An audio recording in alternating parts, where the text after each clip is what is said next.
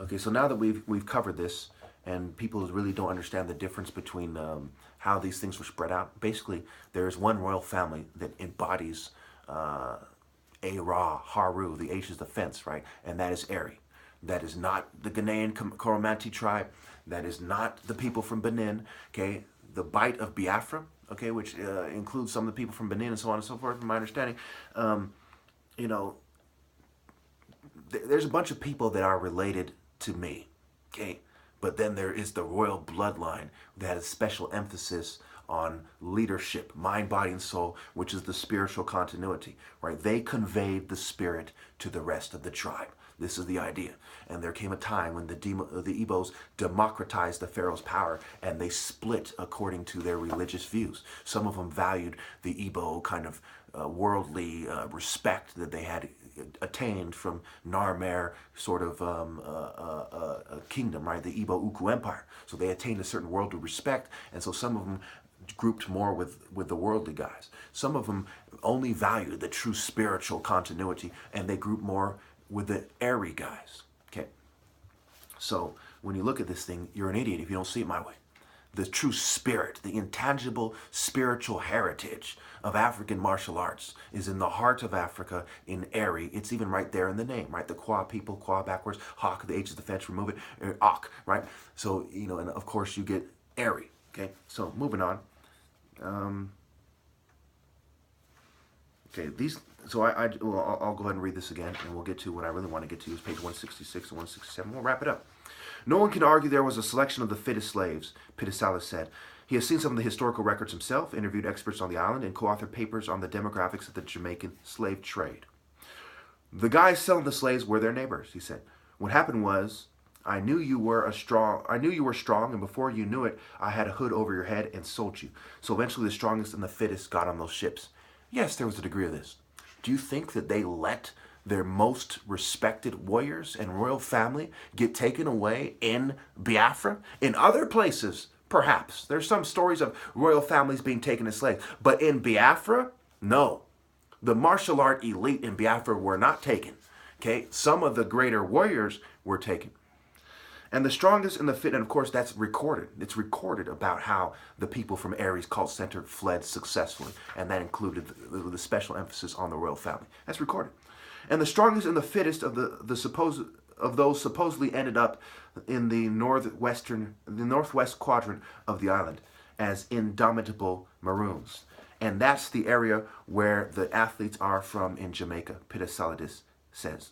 So it all makes a really convenient story. Also recently, a lot of people, not only from the Igbo tribe, but from my father's village specifically, have been achieving rewards, merit in academic scholarship. Also, it's not in the news. So notice, just like with my dad, right? He's a brain surgeon, probably the top brain surgeon in some ways in American history, period. Certainly the most respectable one when you consider charity and obstacles and everything else, right? No one knows who he is, right? Even though he's written in a book with the Dalai Lama, no one knows who he is. Why isn't he the main role model for black Americans? Why is it these sports star Nancy boy beta bitches? I mean, come on. You're an idiot if you do not see it my way. A fool. You know, a beta male worshipping pussy. The fuck is wrong with you if you don't see it my way? All right. So it all makes a really convenient story. The story that strong people were taken from Africa, that the strongest of those survived the brutal voyage to Jamaica. Now stop. It doesn't start with the story the strong people were taken from Africa, okay? That strong people, right? He may as well put the word some. He doesn't say that the elite, that the king was taken from Africa, but that strong people were taken from Africa. And he even uses the word strong. Remember, it is the leopard, not the rhino, not the elephant, not the bull, right? It is the leopard. It is the leopard, okay? The king, the leopard society, not the bull society, okay? So being strong is not enough. Okay, the story that strong people were taken from Africa, that the strongest of those survived the brutal voyage to Jamaica, that the strongest of those strong fed the Maroon society. Now, where did they go? Did the strongest did the most respectable warriors choose to be survivor bitches? Or did they risk their lives forming maroon colonies of their own, refusing to be slaves. So even in the Americas and on the islands, the strongest and most respectable refused to be slaves, and it often caused their death. And so when you have this book by this Igbo, it ends by saying that they put their will above the will of their oppressors, and they fought to the death. You know, that's what happened to these martial artists in Brazil. In Jamaica, some of them managed to live to this day. And that's part of why Jamaicans are utterly opposed to homosexuality. Look it up at this point in time that I'm making this video. Even now, with this huge liberal push and this embrace of Bob Marley, Jamaicans are opposed to homosexuality. It has everything to do with conceptions of manhood. Are you following me? All right. Okay, that the strongest of the strong fed the maroon society that cloistered itself in the most remote region of Jamaica, and that the Olympic sprinters of today come from that isolated warrior genetic stock. That isolated warrior genetic stock. I'm not saying this so African Americans walk around crying. You know, this has to be said. For them to understand why I should be in charge and to submit to the royal family that spiritually conveyed these respectable traits to the Igbos, and we'll get into that shortly. You have to look in yourself and see why you are not me, brother, with all due respect. In a 2012 documentary, world record-holding sprinter Michael Johnson sided with the theme of that theory. It's impossible to think that being descended from slaves hasn't left an imprint through the generations, ... Difficult as it was to hear, slavery has benefited descendants like me. I believe there is a superior athletic gene in us. That's what he believes, right? He's saying during the course of his training, it wasn't the white man's equipment. It wasn't the white man's spiritual guidance. It was that Igbo gene that following men like me forged through the culture. They can't bring it. The house nigga cannot cause it to be. People like me cause it to be.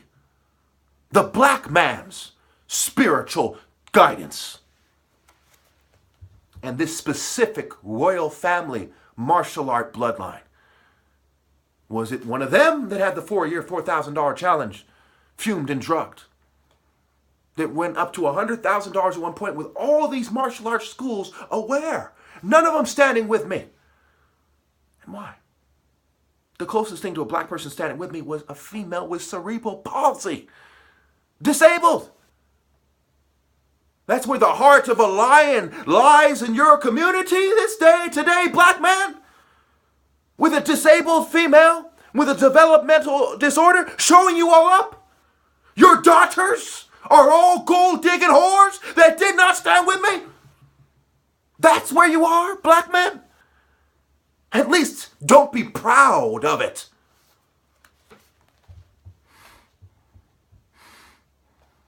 Since 2005, Pitselidis has... Oh, for fuck's sake. See this? Oh, are you okay? Oh, this beta male bitch shit. Where I can't even speak in the spirit of the Lord.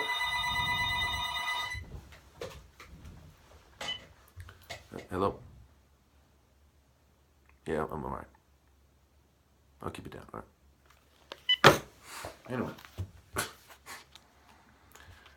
And to be fair, it is the morning, and that's why I like to make my videos. I like to rise with the sun and try to save everyone. All right.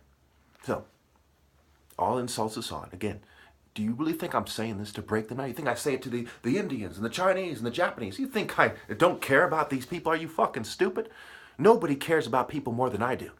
When your father spanks you or says something harsh to you, does it automatically he hates you? I am the spiritual representative of all the children of Africa, and every human being is a child of Africa. Why aren't we all in one big tribe following my cultivation? Do we not want to be, do we not want to have firmness of both body and mind? Of both body and mind. A ferociousness of disposition, an elevation of the soul, which prompts them to enterprises of difficulty and anger. Does this not have to do with mind, body, and soul? First paragraph. toward the second half of the first paragraph. What the fuck do you think I'm trying to do here? Make you all whine like bitches and hate me? I'll get you to stand with me before the sun gate closes. And if you don't, yes, you should feel bad. You should feel ashamed. You're handing your children over to be slaves. And I'm showing you how to be a hero with a certain ferociousness, with a certain respectable lion leopard ferociousness. My goodness. Even in this reduced state where they're trying to make me look like Urkel so you don't take me seriously. There is no hope for humanity if the oppressor can drug me, can covertly drug a prince, the top martial artist, and convince you because of his mannerisms that they have created and impressed upon him, and his image, that he's not who he says he is. I am the son of 2 doctors, one a brain surgeon who came here without a penny in his pocket during the Nigerian Civil War, one of the most bloody civil war, where about 2 million of his tribesmen were slaughtered, where the world was wearing thongs, pretending like a genocide was not taking place, so they can elevate their people above the most respectable people on record, not even just told by themselves, but by others. Okay, when you read between the lines, you put one and one together, it leads you to me. Why do you think secret societies exist? Because women know that reproducing with someone like me is superior to reproducing with some kind of complicit bitch. Should I hesitate to say that? The kind of meaningful relationship between a man, a God, and a woman who is submitting to him is superior to some feminist or some conservative cunt being with some kind of conformist pussy. Should I hesitate to say so? My goodness. If you're not feeling me, you are sick in the head. All right. His data, though it is preliminary, has not particularly supported the idea that the Maroon Warrior Society specifically spawned the Jamaican Sprint Society. Maroons in a kampong town repeatedly told me they could pick other Maroons from a crowd by the darkness of their skin. But when pressed, most admitted that it was just a bit of folklore. They repeat, and they actually probably could not do so. Now, this is interesting, right? Certainly, they're referring to warrior genes, and these people are looking at it that way. But it does not particularly support the idea that the Maroon Warrior Society specifically spawned the Jamaican Sprint Society. But certainly some warrior society did. What, do you think these people were all, doing hurdles and stuff like that? Or they were forged from years of martial arts cultivation? Nor can Pitsalidis, from the standpoint of their DNA, though he has analyzed only a fraction, really tell the Maroons apart from other Jamaicans. So you can't really tell them apart. Right? They look like West Africans, and so do all the other Jamaicans, he says. Look around and try to tell me, what is a Jamaican? So we need to answer, what is a Jamaican? And who are these sprinters really related to? Wait for it. Pitsalidis is referring to the fact that the DNA of Jamaicans follows their national motto. Out of many people, one people. Their national motto. Out of many people, one people. Slaves came to Jamaicans from a raft of countries in Africa and from a bundle of ethnic groups within those countries. Genetic studies of Jamaican ancestry have found an array of West African lineages. One study of a section of Jamaicans' Y chromosomes, passed only from fathers to sons, found that they tended to be most similar to Africans from the Bight of Biafra. It's the first one named. Don't know why I put it first. Which includes it is the only one named, mind you. It's called the Bight of Biafra. What is this? It is the flag of Biafra. What is the main tribe in Biafra? It is the Igbo tribe. But the Bight of Biafra includes coastal areas of Nigeria, Cameroon, Equatorial Guinea, and Gabon. An investigation of Jamaicans' mitochondrial DNA found more similarity with Africans from the Bight of Benin and the Gold Coast, which includes areas in Ghana, Togo, Benin, and Nigeria. As with African Americans, all these studies agree that the genetic matrilines of Jamaicans are essentially entirely West African, but from a number of countries. So when Bob Marley is part Ethiopian, part white, does he really represent Jamaicans? Or are Jamaicans more like me? Now think about that for a second.